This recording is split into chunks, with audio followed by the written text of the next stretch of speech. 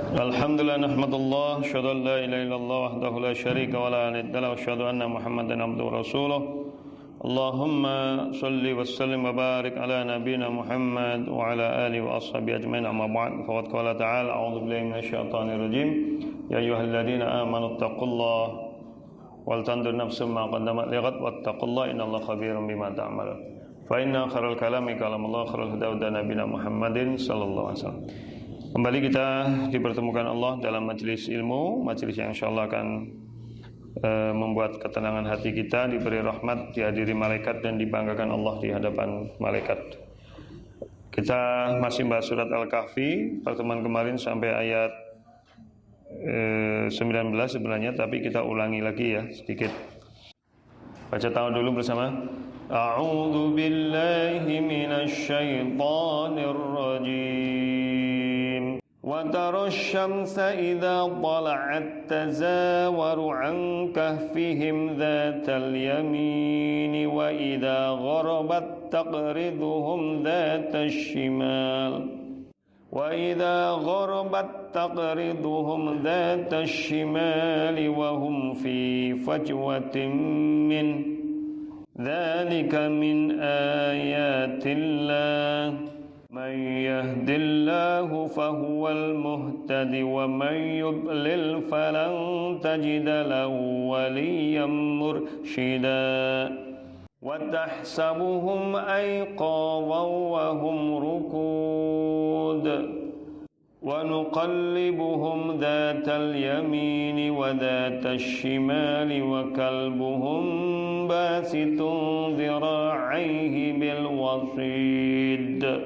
Law ittala'ta 'alaihim lawallaita minhum firaran wa lamulita minhum ru'ba wa kadzalika ba'atsnahum liyatasaalu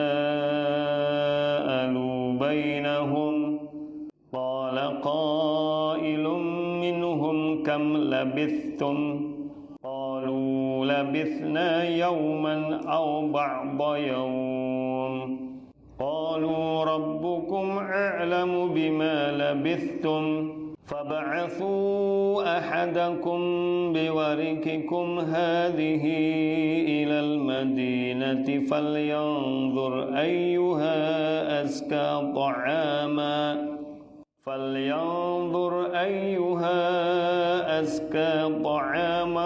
falyatikum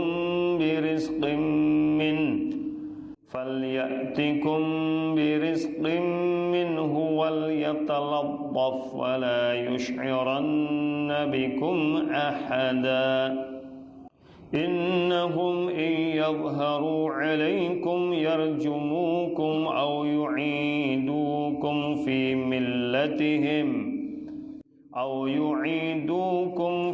millatihim wa lan tuflihu idzan abada.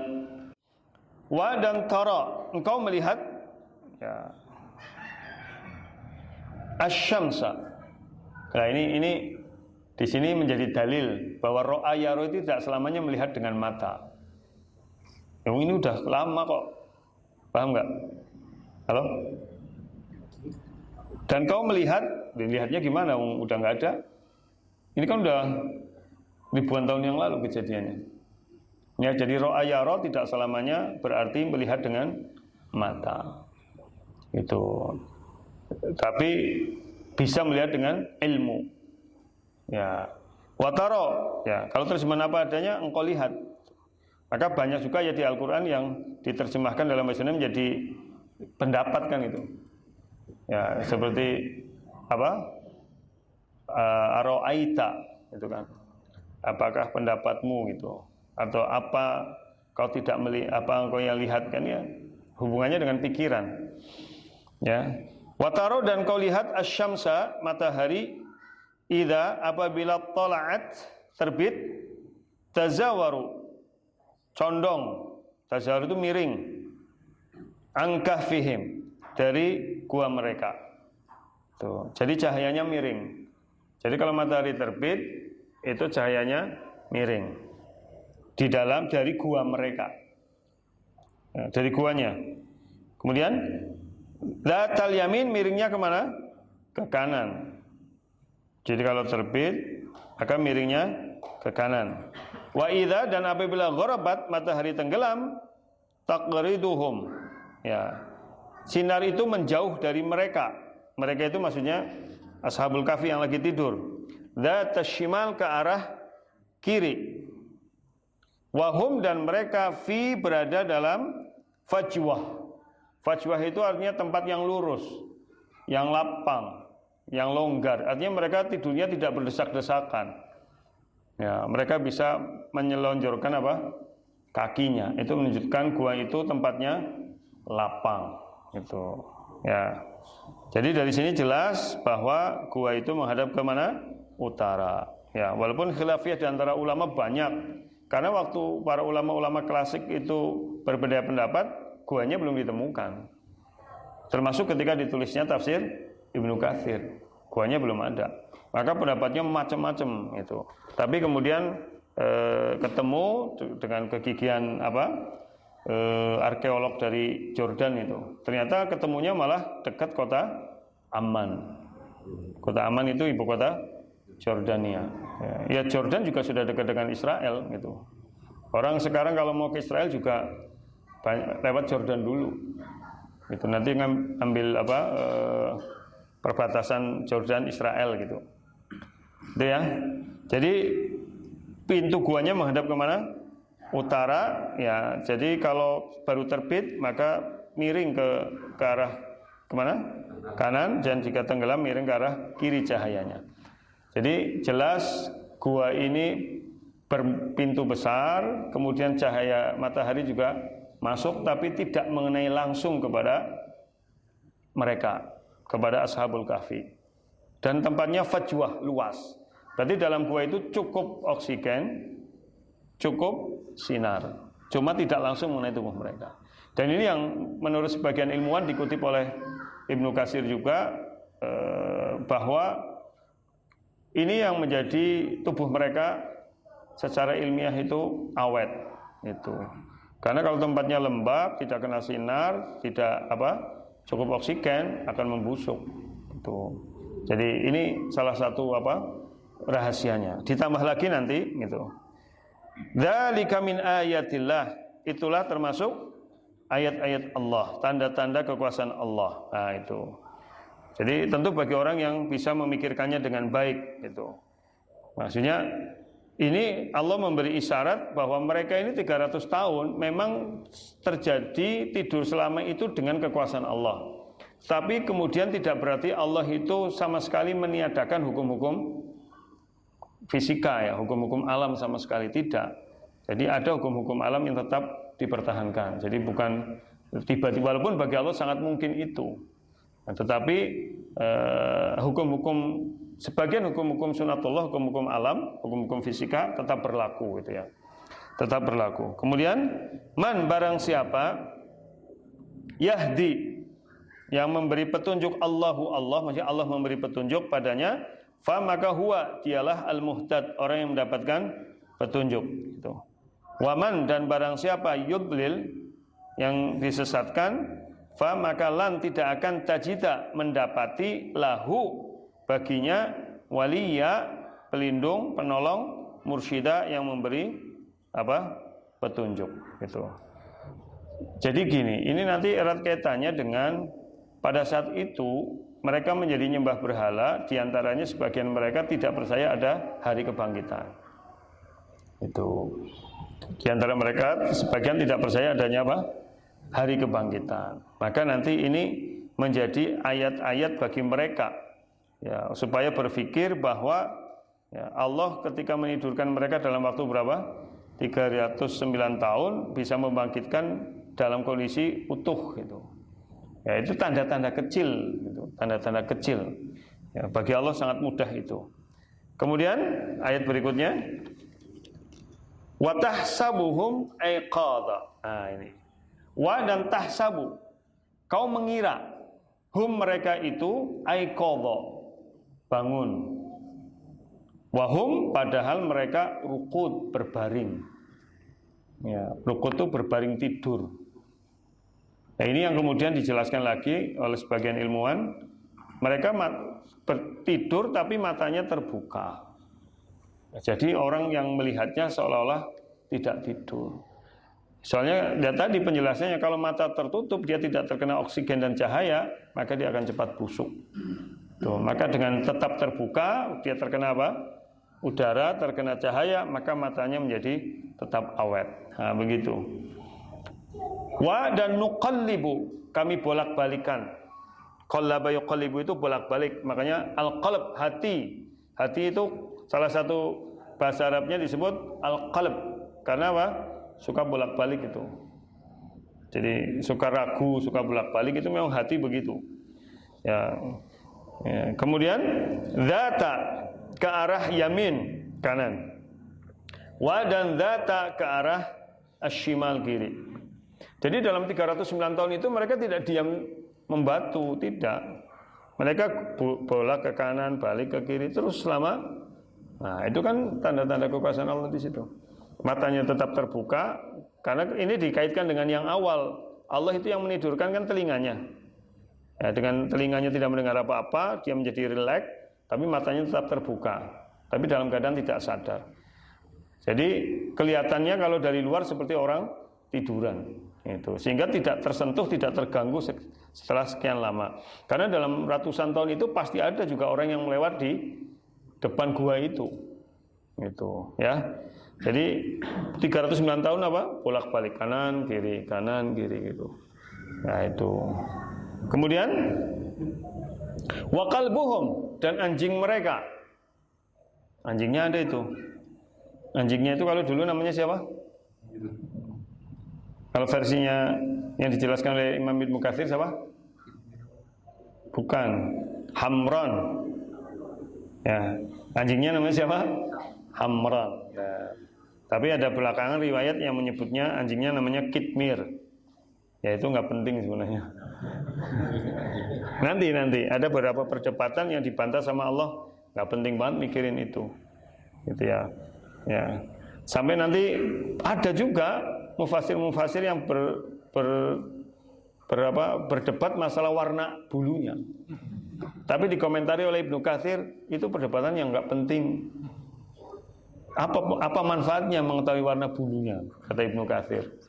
Jadi itu berdebat. Karena apa? Debat itu tidak ada buktinya. Jadi akhirnya jadi berdasarkan dhon.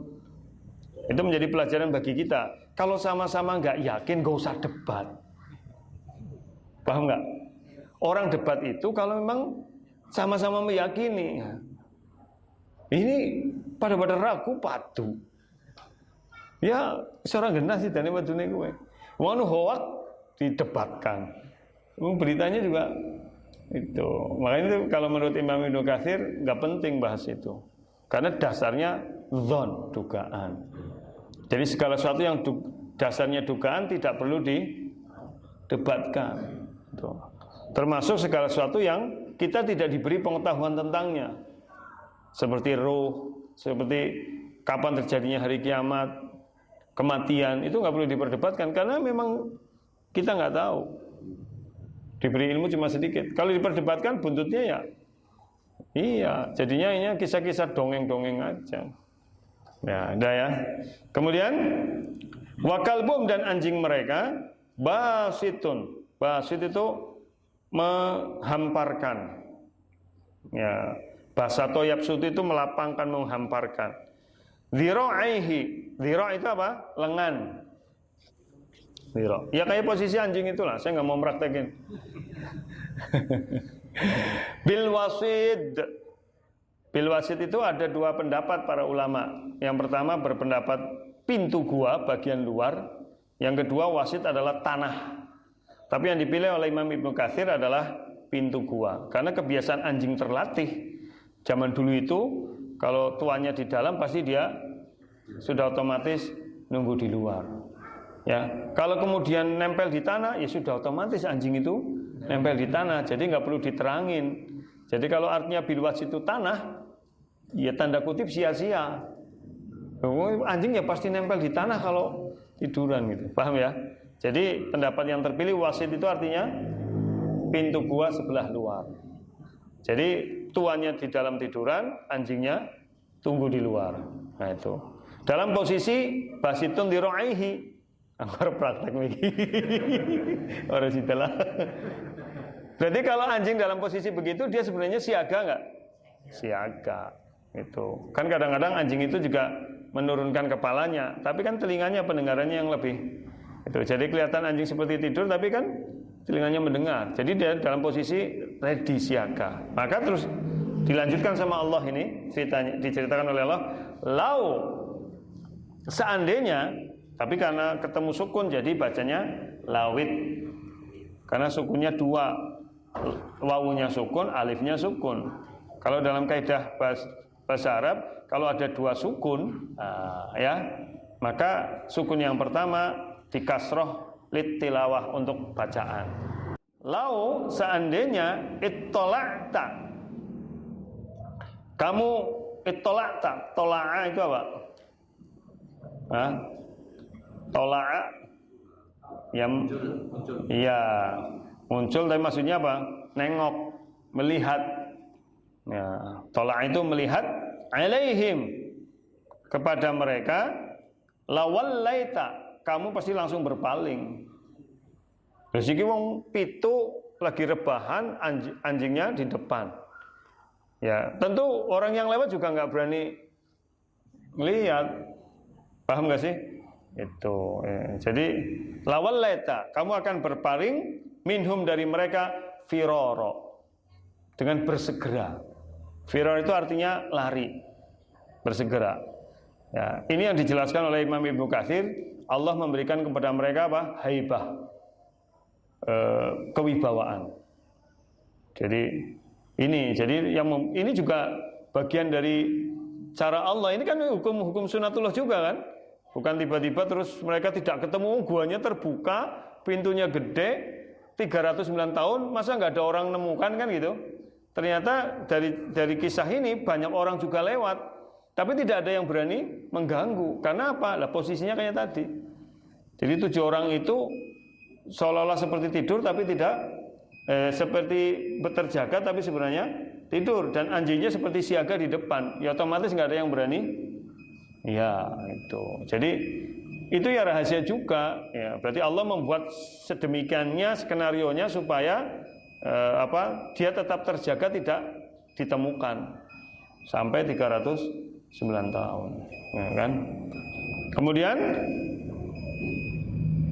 mana tadi? Wala mulikta, dan wa dan la sungguh atau pastilah mulikta. Ya. Mulikta itu apa? Engkau akan memenuhi minhum dari mereka ru'ba. Ya, ru'ba itu kegoncangan. Ya, ar-ru'b. Jadi maksudnya apa? Jadi kalau ada orang yang ya pasti akan membuat berpaling gitu. Jadi kalau kamu lihat, kamu akan berpaling dan hatimu akan dipenuhi dengan ketakutan. Ru'ba itu kegoncangan, ketakutan. Jadi itu yang dijelaskan oleh Imam Ibnu Katsir. Jadi orang tidak menduga kalau di dalamnya sedang tidur karena posisinya seperti sedang berbaring, rukut itu kan berbaring. Kemudian apa? Ada anjing di depannya dan Allah berikan rasa gentar kepada setiap orang yang datang ke situ. Sudah ya, kemudian wa kadzalika, demikianlah ba'atsna, kami bangkitkan hum mereka. Jadi ternyata kisah Ashabul Kahfi ini Allah sedang mendidik orang-orang yang tidak percaya hari kebangkitan. Gitu. Dengan cara ada peristiwa Ashabul Kahfi. Itu dalam miniatur yang kecil gitu. Ya. Itu orang tidur 309 tahun dalam keadaan, karena pada waktu itu kata Imam Ibnu Katsir, perdebatan di antara mereka adalah hari kebangkitan hanya roh saja, tidak mungkin roh dengan jasad. Bahkan ada yang tidak percaya hari kebangkitan. Itu. Dan sampai hari ini kan ahlul kita begitu. Di Kristen juga sama. Kristen itu tidak percaya di surga dengan jasad. Itu makanya mereka sering ngeledek Islam begitu. Katanya Islam ini surga masih dibawa kenikmatan syahwati gitu. Ada bidadari, ada makan-makan gitu. Itu kan dunia. Itu kan fisik. Di akhirat itu nggak ada kan, itu cuma roh. Ya. Ya sebenarnya kita gampang bantah. Lah kalau cuma roh, langit di surga ngapain? Halo? Karena kenikmatan roh itu kan tidak terukur ya. Kenikmatan roh apa sih? Gitu. Sulit itu diukur. Jadi seperti itu. Jadi ayat ini sebenarnya lewat peristiwa Ashabul Kahfi Allah hendak membuktikan bahwa dalam kebangkitan itu ya roh dan jasad. Dan sangat mudah bagi Allah itu. Allah menahan jasad tidak busuk selama 309 tahun saja mampu. Itu ya. Dan seterusnya gitu ya. Baik, kemudian liyatasaalu, agar supaya mereka bertanya-tanya. Itu. Bainahum, diantara mereka. Itu. Jadi Allah bangkitkan, kemudian mereka tanya-tanya. Jadi mereka sendiri juga nggak tahu tidurnya berapa lama, gitu ya. Kemudian qala, berkatalah qailun, salah seorang. Tuh sekali lagi rahasia Quran. Al-Quran jarang sekali menyebut nama ya, karena memang tidak penting. Yang penting peristiwanya gitu ya. Kalau kita kan sibuk menghafalkan nama-nama tapi tidak paham peristiwanya. Tidak bisa mengambil pelajaran. Padahal justru sejarah itu yang penting apa? Pelajarannya, bukan tokoh-tokohnya. Karena pelajaran itu, namanya sejarah itu bisa berulang, hanya berganti tokoh. Kan begitu. Yang namanya orang munafik itu sepanjang tahun sampai hari kiamat ada, cuma ganti tokohnya. Jadi tidak perlu menghafal-ngapalin Abdullah bin Ubay bin Salul misalkan. Terus siapa maning ya. Tapi nek ngerti ya ora apa-apa gitu. Tapi tidak kemudian harus dihafal-hafal betul. Tidak penting juga itu. Ya. Kemudian apa namanya? Mana tadi? Minhum, di antara mereka, kam, berapa labithum kalian tinggal. Labitha yalbatha itu tinggalannya tidur. Kemudian qalu, yang lainnya menjawab labithna, kita telah tidur atau kita tinggal yauman, seharian. Atau ba'du yaum, atau sebagian hari. Karena dalam riwayat mereka sampai pagi dan bangunnya jelang sore hari. Gitu. Ya. Jadi kan dalam perasaan mereka itu enggak lama kan. Wong dheweke ngerti turu kesuwen bae kerasa ya umat ini. Mereka berarti enggak kerasa lama. Dan itu hikmahnya, mereka bolak-balik kanan kiri, tubuh tetap rileks karena sinar memasuki gua, jadi tetap hangat, tetap tidak dingin banget. Kemudian apa? Ada udara yang cukup gitu. Kemudian mana tadi? Qalu.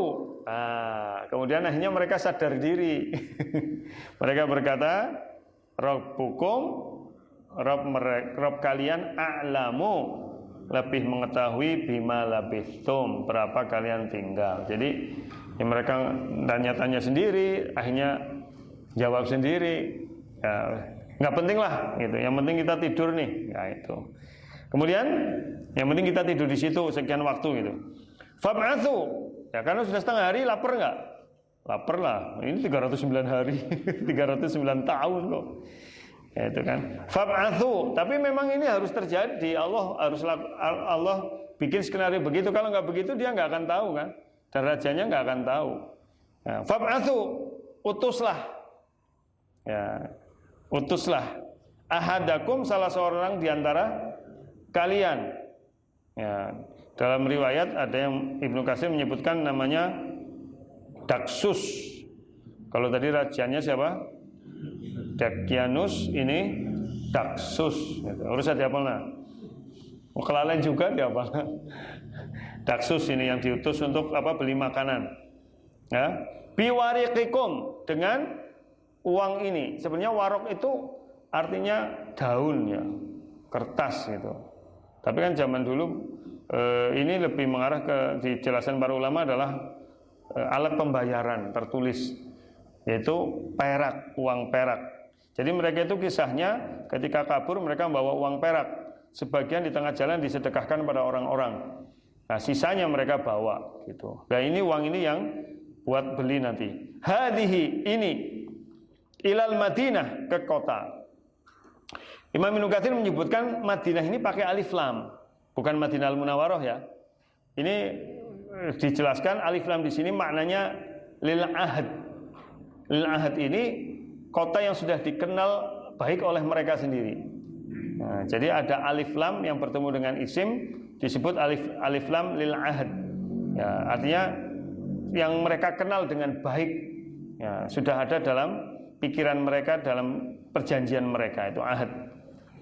Ya. Fal yanzur, maka perhatikan, bukan lihatlah, tapi apa? Perhatikan ayyuha, yang manakah azka, lebih suci, ta'ama, makanannya. Di sini menggunakan kata azka. Para ulama terbagi dua. Pendapat pertama adalah yang lebih banyak, tapi ini terbantahkan. Kalau lebih banyak nggak usah pakai fal yandur. Ya, tapi yang makna kedua dan ini yang sahih adalah yang lebih suci dari zatnya, karena mereka pemuda yang baik-baik, taat beragama. Jadi mereka nggak mau makanan yang haram, ya. Jadi makanan yang halal, itu yang halal, yang baik, itu azka. Ya, azka itu suci. Ta'aman, makanan. Fal ya'tikum, fal maka haruslah ya'tikum, ya, engkau datang, ya, fal ya'tikum datang kepada kalian birizkim minhu, dengan rizki minhu darinya, ya. Wal yatalattaf, dan bersikap lunaklah. Jadi aja keton galak semua kan mau ketangkep begitu. Jadi ya biasa saja. Fal yatalattaf gitu. Saya sampai hari ini masih belum paham betul ya kenapa tulisannya ditebalkan, bahkan di sebagian Quran warnanya merah. Ya, ada yang mengatakan pada saat inilah Utsman bin Affan ditusuk. Itu. Jadi ketika beliau sedang baca sampai wal yatalattaf kemudian ditusuk. Dan di bagian itu ada bercak darahnya. Tapi wallahu alam itu kisah yang benar gimana. Ada yang mengatakan wal yatalattaf ini tengah Al-Qur'an. Pas di tengah-tengah katanya. Tengah-tengah ayatnya, tapi ya orang tengah-tengah banget ternyata. Ya itu. Macam-macam versi. Ada yang tahu yang lain enggak? Kenapa di situ cetak tebal? Orangnya juga ya. Tapi orang tahu takon ya. Baik. Wala yush'iranna, dan jangan yush'iranna. Itu ada nun taukid. Ya. Membuat rasa bikum pada kalian ahada seorang pun. Maksudnya apa? Ya jangan mencurigakan. Itu ya. Jadi yush'iran ini maksudnya apa? Jangan melakukan hal-hal yang mencurigakan, yang membuat orang jadi perasa gitu. Kan yush'iran ini dari kata sya'ara. Sya'ara itu perasa. Jadi kamu jangan melakukan sesuatu yang membuat orang merasa aneh gitu. Maksudnya begitu. Ya, baik. Jadi ini ceritanya begitu. Saya lanjutkan dalam tafsir sampai sini ya, ayat berapa tadi? 19. Nanti kita selesaikan sebentar ini. Kemudian mereka Daksus ini turun dan dia bawa uang tadi, dan dia melihat, dia udah kaget itu. Nah, dalam ceritanya Imam Ibnu Katsir, kok kotanya nggak saya kenal gitu. Padahal lebih muesuk gitu. Beda semua, ya beda lah, udah berapa dinasti itu. Ya, kalau raja udah satu dinasti itu. Berapa raja kan? Beda, terus orang-orang nggak ada yang kenal dan cuek sama dia gitu. Cuek gitu. Ya. Dan dia berpakaiannya kan sudah dilucuti pakaian adat kaumnya itu. Ya, qadarullah kalau dia pakai pakaian adat kaumnya yang dulu mungkin konangan ya. Dengan dilucuti dia pakai pakaian biasa ya malah nggak ketahuan. Ya. Sampainya dia malah ngomong, dia apa saya gila ya? Tapi saya nggak gila. Dia itu hampir saja nggak jadi, kata Imam Ibnu Katsir itu. Tapi kemudian dia tetap melanjutkan, dan dia kalau gitu saya harus segeralah gitu. Aja kesuwen nggih, aneh gitu.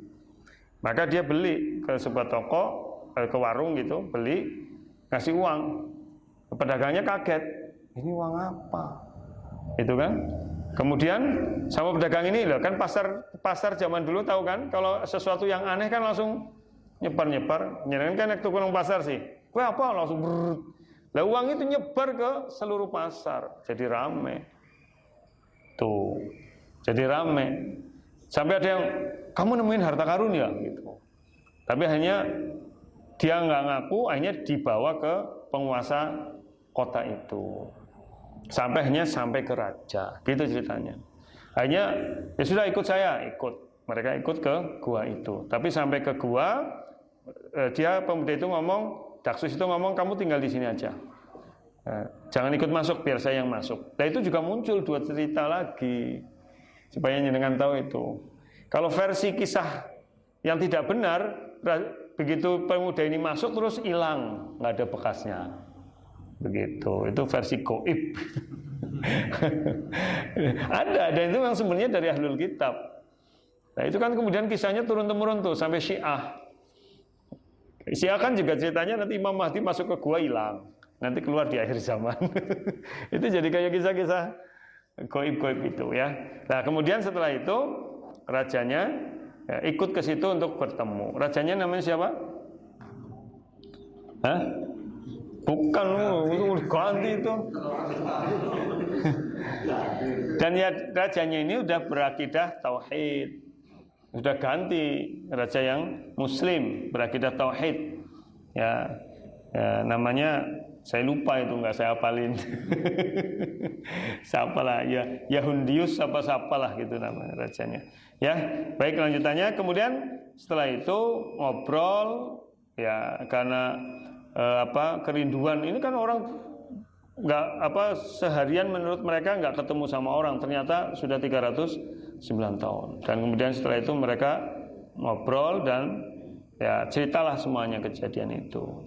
Kemudian dalam kisah pemuda itu kemudian pamit kepada raja untuk rebahan kembali dan Allah mewafatkan mereka. Itu ceritanya sebegitu. Baik ya, lanjut sampai sini.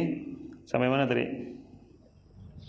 Innahum, sesungguhnya mereka, in yadharu, jika menampakkan alaikum, jika tampak alaikum atas kalian, yarjumukum, mereka akan melemparimu dengan batu.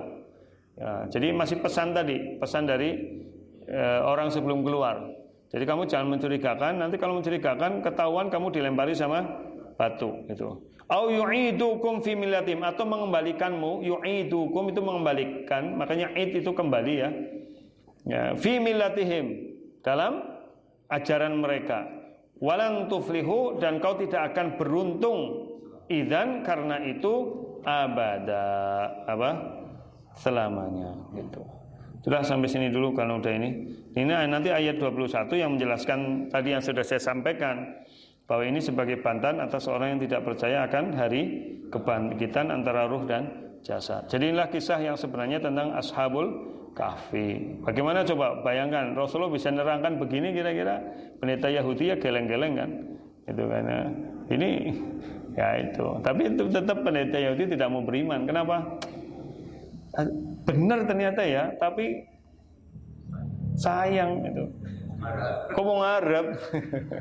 Karena wong Israel gitu. Jadi kenapa kamu gitu ya ini? Tapi mereka tahu kalau ajarannya benar. Makanya mereka itu tidak diberi iman karena hasad dan karena kedengkian, karena sombong. Dan itu pelajaran bagi kita. Kadang-kadang kita nggak mau menerima kebenaran karena apa? Karena merasa besar, merasa kok sih siapa gitu, nyongkan gitu. Nah itu. Dan itu sebenarnya pangkal keburukan. Makanya kebenaran itu harus diterima dari manapun gitu. Dan justru kita gentle itu kalau memang salah ngaku salah, kalau memang orang lain benar ya akui orang lain benar gitu. Ya, sehingga ini yang sekarang terjadi kan, orang semuanya ngaku benar kabeh, orang asing belum salah, gengsi menerima kebenaran, bahkan saling menjatuhkan, hukum juga udah jadi kayak gitu itu. Ya, demi gengsi, demi apa harus menang. Sudah memang tinggal nunggu kehancuran saja kalau memang sudah begitu.